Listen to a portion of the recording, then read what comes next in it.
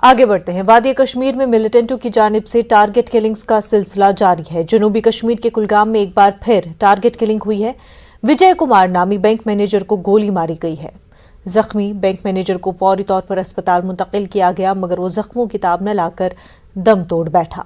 विजय कुमार इलाकाई देहाती बैंक के मैनेजर थे और उनका ताल्लुक राजस्थान से था। कुलगाम में 3 दिन में ये अपनी नौयत की दूसरी टारगेट किलिंग है।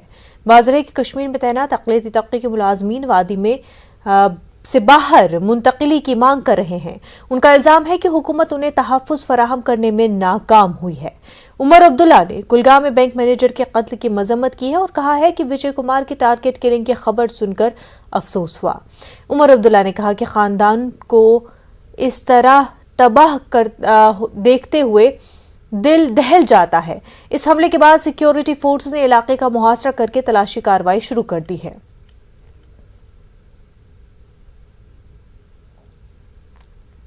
वादी कश्मीर में टारगेट किलिंग्स का सिलसिला जारी है। जिला कुलगाम में 3 रोज के अंदर ही अक़लियती तबके के 2 मुलाजमीन को हलाक किया गया है।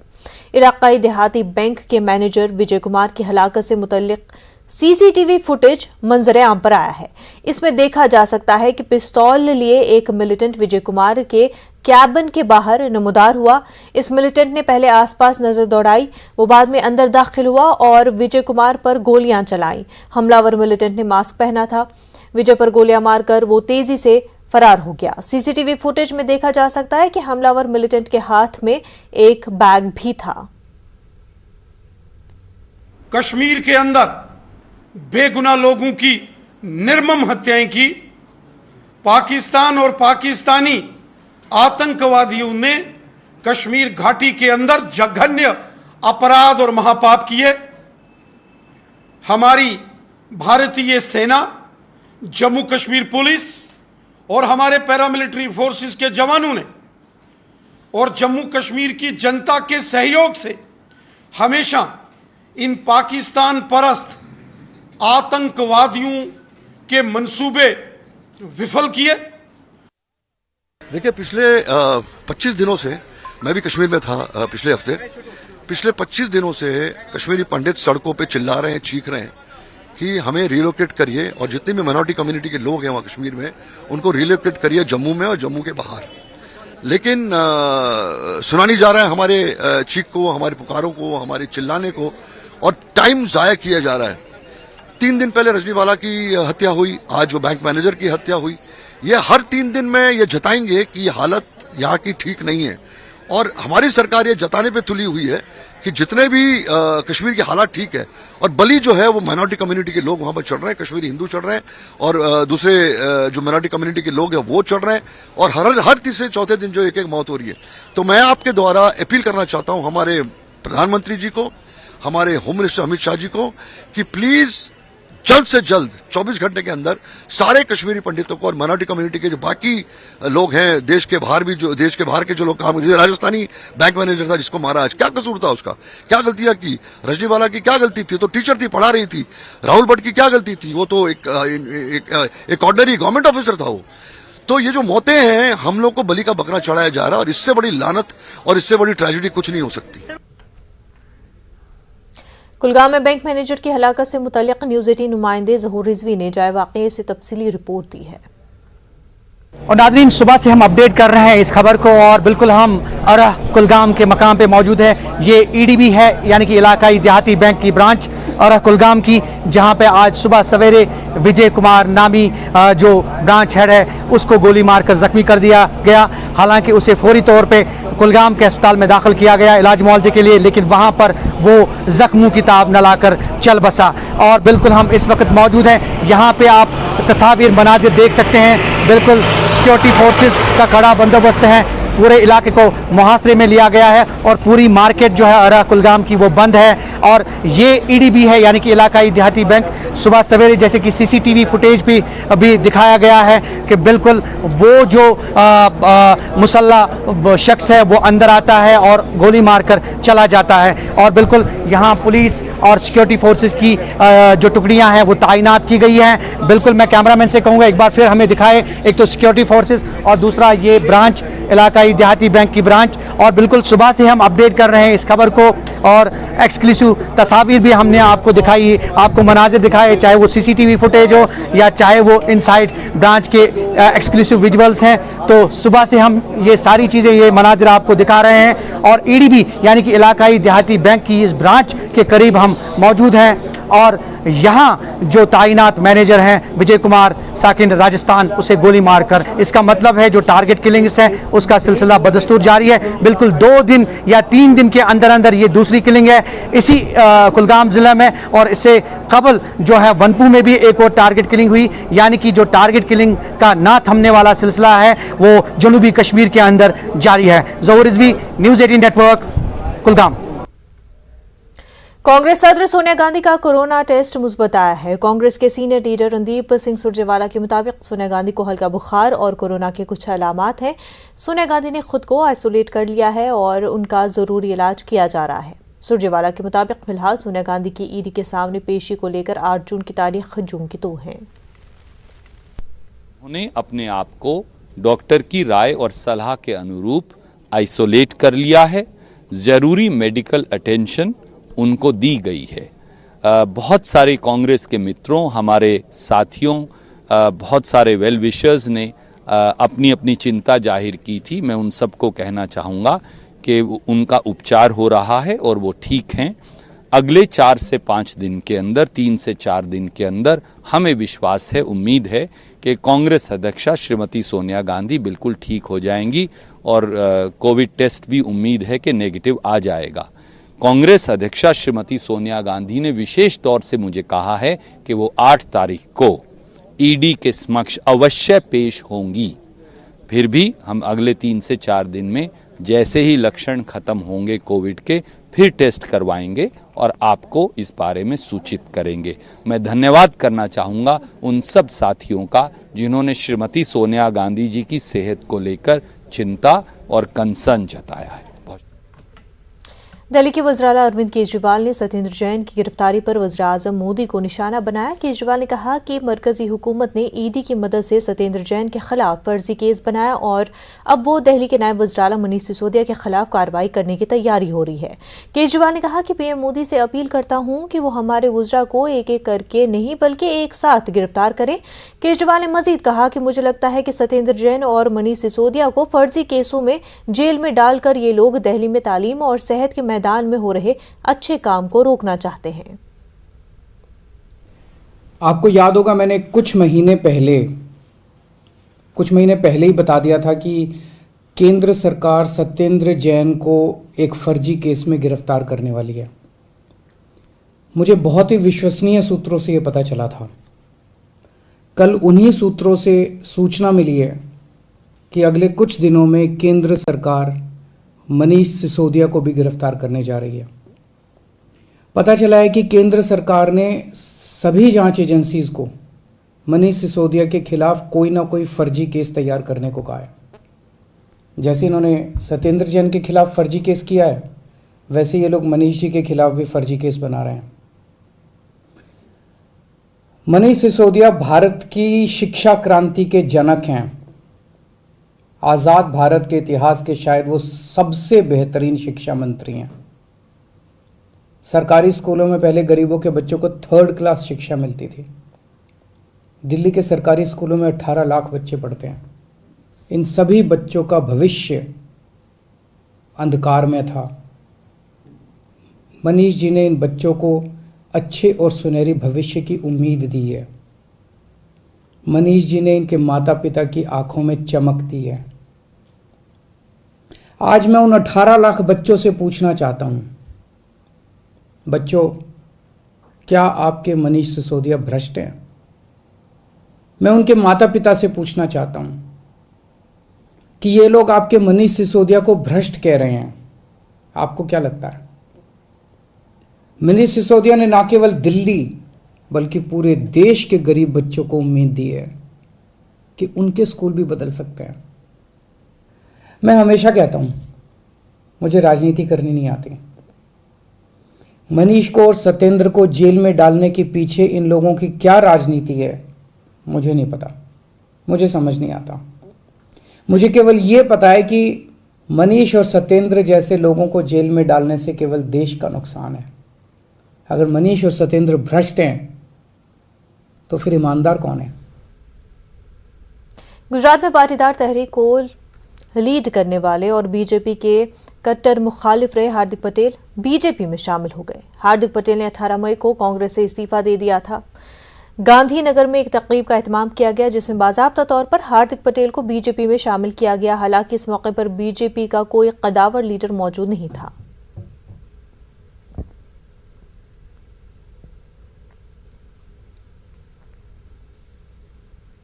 हुकूमत के तमाम दावों और कोशिशों के बावजूद यमुना नदी में आलूदगी कम नहीं हो रही है। आज सुबह यमुना नदी में जहरीला झाग बहता हुआ देखा गया।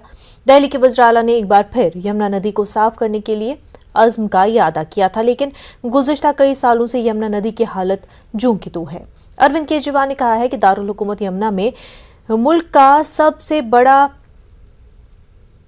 कन्वेंशन प्लांट लगाया जाएगा। जायजा लिया हमारी नुमाइंदा रचना ने।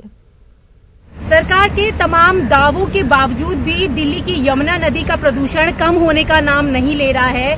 दिल्ली की यमुना नदी में लगातार जहरीला झाग देखने के लिए मिल रहा है। पीछे आप तस्वीरों में साफ तौर से देख सकते हैं कि इस वक्त हम ITO यमुना घाट पर खड़े हुए हैं और किस तरीके से यमुना नदी में जहरीला झाग देखने के लिए मिल रहा है।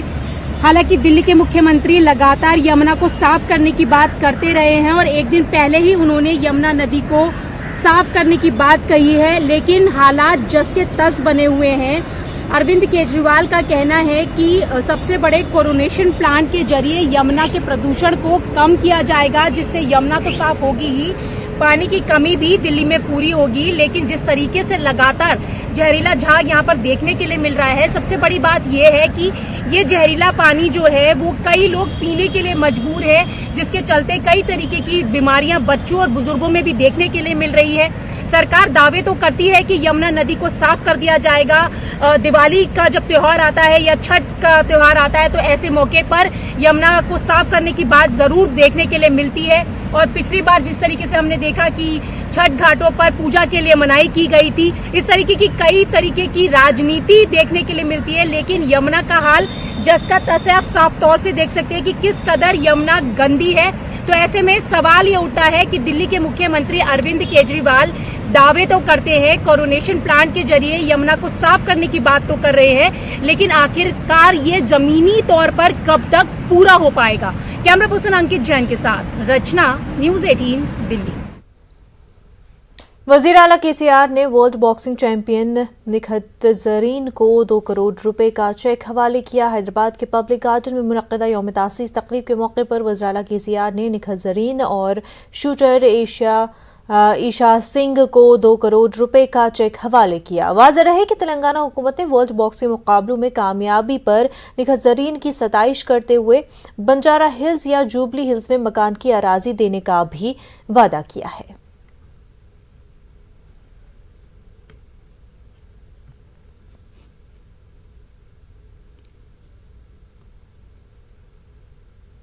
कांग्रेस लीडर राशिद अल्वी ने कहा है कि मुल्क में शायद एक भी फिल्म ऐसी नहीं बनी जो वाकई तारीख पर मबनी हो। फिल्में पैसा कमाने के लिए बनती है। बीजेपी फिल्मों के जरिए नई तारीख रकम करना चाहती है। कौम परस्ती फिल्मों से नहीं होती है। मैं बीजेपी से कहना चाहता हूं कि आप कोशिश करके देखें, तारीख के औराक नहीं बदले जा सकते। अगर हिम्मत है तो नई तारीख लिखें। देश में शायद एक भी फिल्म ऐसी नहीं बनी है जो सचमुच इतिहास के ऊपर आधारित हो, चाहे वो मुगल आजम हो, चाहे ये पृथ्वीराज चौहान की हो, चाहे कश्मीर फाइल हो। पैसा कमाने के लिए फिल्में बनाई जाती हैं और मुझे ताज्जुब होता है कि भारतीय जनता पार्टी फिल्मों के जरिए नया इतिहास बना रही है। भारतीय जनता पार्टी को देश से, देश की जनता से कुछ लेना देना नहीं है। वो नफरत की सीढ़ी पर चढ़कर सत्ता तक पहुंचना चाहते हैं। ये एक टेम्परेरी फेस है, जल्दी खत्म हो जाएगा। इसे लगता नहीं कि इस जरिए कल्चरल नेशनलिज्म की बढ़ावा देने की कोशिश की जा रही है? जो राष्ट्रवाद है, राष्ट्रवाद को बढ़ाने के लिए प्रमोट किया जा रहा है। तमाम मंत्री मूवी देखने जाते हैं। अगर राष्ट्रवाद फिल्मों के जरिए प्रोपेगेट किया जाएगा तो इससे ज्यादा घटिया बात कुछ हो नहीं सकती है। क्या देश के लोगों के अंदर राष्ट्रवाद नहीं है? क्या उनके अंदर राष्ट्रवाद जगाने के लिए फिल्में दिखानी पड़ेंगी? शायद दुनिया में एक भी देश ऐसा नहीं है। फिल्मों के जरिए अगर भारत सरकार सोचती है कि राष्ट्रवाद सिखाएगी तो वो देश के लोगों की बेइज्जती कर रही है। सर, जिस तरह से अक्षय कुमार ने भी कहा था कि पिछली बार जो मूवी बनी है उस पर पहले किताबों की अगर बात करें तो देश के राजाओं के बारे में कम लिखा गया, जो आक्रांताओं थे उनके बारे में ज्यादा बताया गया इतिहास में। अगर देश के राजाओं के बारे में कम लिखा गया तो ये फिल्में बनाने वाले कहां से इतिहास के पन्ने फाड़ कर ला रहे, या अपने घर में बैठ के बना रहे? ऐसा नहीं है। हर दौर का इतिहास मौजूद है और मैं भारतीय जनता पार्टी से कहना चाहता हूं, इतिहास बदला नहीं जा सकता। आप कोशिश करके देख लें, इतिहास के पन्ने फाड़े नहीं जा सकते हैं। आपके अंदर अगर दम है तो नया इतिहास बनाओ। इतिहास उन्हीं लोगों को याद रखता है जो इतिहास बनाने की कोशिश करते हैं। इतिहास फाड़ने वालों को इतिहास याद नहीं रखता है। जमीयत उलमा हिंद के सेक्रेटरी नियाज फारूकी ने कहा है कि तमाम बादशाहों ने तारीखें लिखवाई, आखिर हिंदू राजाओं ने क्यों नहीं लिखवाई? इसके लिए जिम्मेदार मुसलमान नहीं है। देखिए, जब भी कोई हुकूमत कायम होती है या कोई बादशाह होता है, हर ज़माने में और हर मजहब में और हर कौम के अंदर वो बादशाह अपनी अपनी तारीख लिखाने की कोशिश करता है। तो आप देखेंगे बाबरनामा भी देखेंगे, आप तो की जहांगीरी भी देखेंगे और आप आलमगीरी भी देखेंगे, और हर ज़माने में हर बादशाह ने अपनी हुकूमत के बारे में उसने तारीख लिखी और अपने कामयाबियों को उसने जाहिर किया और बहुत सी अपने जो जवाबात दिए। और जज जो है वो तारीख करती है, 100 साल के बाद, 1000 साल के बाद पता चलता है कि ये बात सही है या गलत है। अब हिंदुस्तान में 1000 साल हुकूमत थी, उन्होंने अपनी अपनी सब तारीखें बहुत सारी लिखवाई, और उसके बाद अंग्रेज आए तो अंग्रेजों ने अपने हिसाब से हिंदुस्तान की बहुत सारी तारीखें लिखी और लिखवाई। और ये नहीं था, हिंदुओं में भी काफ़ी तारीखें लिखी गई हैं और लिखवाई गई, और बड़े बड़े हिंदू मौरखीन हैं, ताराचंद वगैरह का नाम जो है वो सर फहरिस्त है। ऐसा नहीं है कि, लेकिन यह है कि उनके अंदर ये ख्वाहिश पैदा होना कि उनके जो हीरो हैं, उनकी जो तारीखी तौर पे शख्सियात हैं, चाहे वो शिवाजी हों, चाहे वो पृथ्वीराज चौहान हो, चाहे वो राणा प्रताप हो, चाहे कोई हो, और गुरु नानक जी हों, और मतलब हिंदुस्तान के अंदर बहुत सी ऐसी अजीम शख्सियतें पैदा हुई हैं हर कौम के अंदर, हर उसमें उनकी तारीखें अगर लिखी जाएं और उन तारीखों से लोगों को शुरू शनाख्त कराया जाए तो बहुत अच्छी बात है। और हर एक के बारे में जानना चाहिए। हम एक कौम जब ही बन सकते हैं और एक दूसरे से ताल्लुकात हम जब हम एक दूसरे को अच्छी तरह जाने और पहचाने। वहीं मौलाना साजिद रशीदी का कहना है कि आज सच की तारीख लिखने की ज़रूरत है और हकीकी तारीख पढ़ने की ज़रूरत है। तनाज़ा पैदा करने वालों को बताना चाहिए कि मुल्क में कितने बुद्ध मजहब और जैन मजहब के मनादिर तोड़े गए। तस्वीर का दूसरा रुख सभी के सामने आना चाहिए। देखिए, राजाओं का इतिहास तो ऑलरेडी लिखा हुआ है, उसको लिखने की ज़रूरत नहीं है, उसको सही पढ़ने की ज़रूरत है। क्योंकि राजा जो थे, जितने भी राजा, हिंदू राजा हुए हुए मुस्लिम राजा, उनका धर्म से कोई लेना देना नहीं था। आज जो धर्म से जोड़कर मुगलों को देखा जा रहा है, उनका धर्म से कोई भी लेना। आप हिंदू राजाओं की हिस्ट्री देखिए, उन्होंने कितने मंदिरों को तोड़ा है, कितनी मूर्तियों को लूटा है, हीरे जवाहरात को लूटा है। और वो जब दूसरे राजा के साथ लड़ाई लड़ते थे तो अपनी फतह को मुकम्मल उस वक्त समझते थे जब उनके मंदिरों को लूट लेते थे, उनके हीरे जवाहरात लूट लेते थे, तब मुकम्मल समझते थे। ऐसे ही मुस्लिम राजाओं ने अगर किसी मंदिर को हानि पहुंचाई है तो उनका उद्देश्य धर्म नहीं था, उनका सीधा सीधा मकसद ये था अपने सामने वाले आदमी को पराजित करना, उसके ऊपर अपने आप को जीत हासिल करना। अगर हिंदू राजा बड़ा काम करते तो आज कुतुब मीनार, ताजमहल, लाल किला और ये सब जो मोनूमेंट है, हिस्टोरिकल मोनूमेंट है, ये सब मुगलों की तो देन है। असम के वज़ीर आला हुमंता बिस्वा शर्मा ने एक बार फिर अक़लियतों से मुतल्लिक़ अजीब तबसरा किया है। असम के वज़ीर आला ने कहा कि कोई भी मुसलमान 3 शादियां न करे, ये हमारा अक़ीदा है।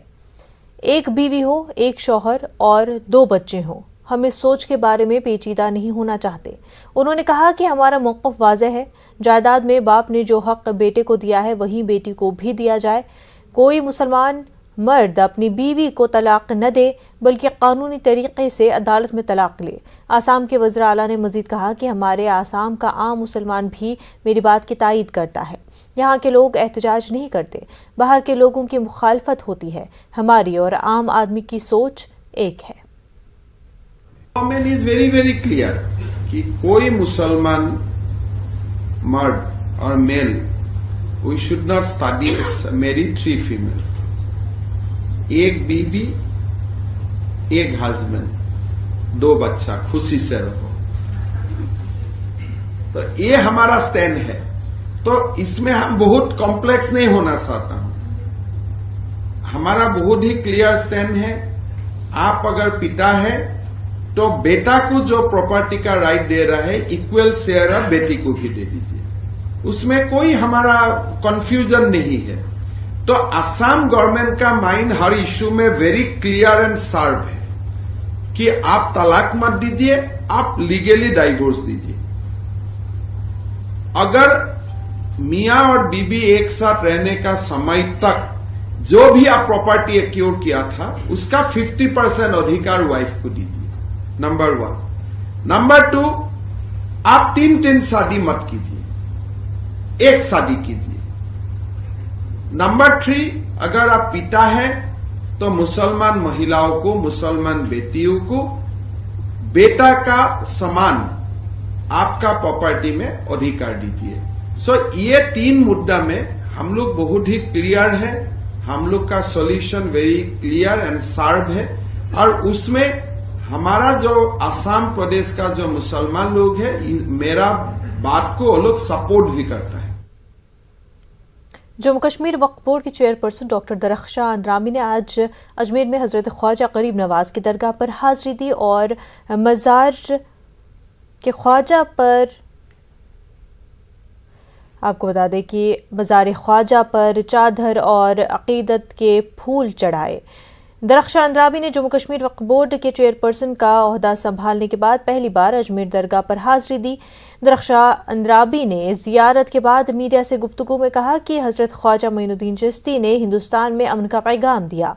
मुल्क में जिस तरह का माहौल चल रहा है उसमें इन सूफियाए किराम की तालीम से ही मुल्क का माहौल दुरुस्त हो सकता है। वक्फ काउंसिल की तरफ से आए हैं, अपनी तरफ से भी हमने यहाँ पे हाज़िरी दी और चादर चढ़ाई। यहाँ के इंतज़ामात कैसे हैं, क्योंकि मिनिस्ट्री ऑफ माइनॉरिटी का ख़ास यही रहता है कि जितने भी हमारी दरगाहें हैं, ज़ियारतें हैं, और ये हिंद वली हिंद है और यहाँ के दरबार से कोई खाली नहीं जाता है और यहाँ हर एक की नज़र रहती है।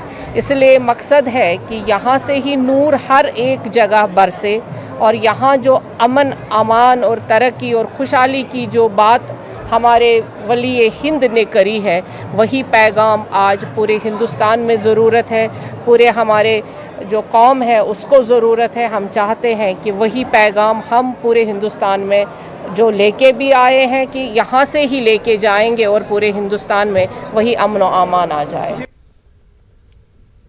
कानपुर में पुलिस के कामकाज में शफाफियत लाने के लिए पुलिस के आला अफसरान तीसरी आंख के जरिए अपने मातहतों पर नजर रखेंगे। अब कोई थाने में शिकायत करने वालों के साथ बदतमीजी नहीं कर सकेगा। कमिश्नर ऑफ पुलिस ने तमाम थानों में सीसीटीवी कैमरे नस्ब कर दिए हैं।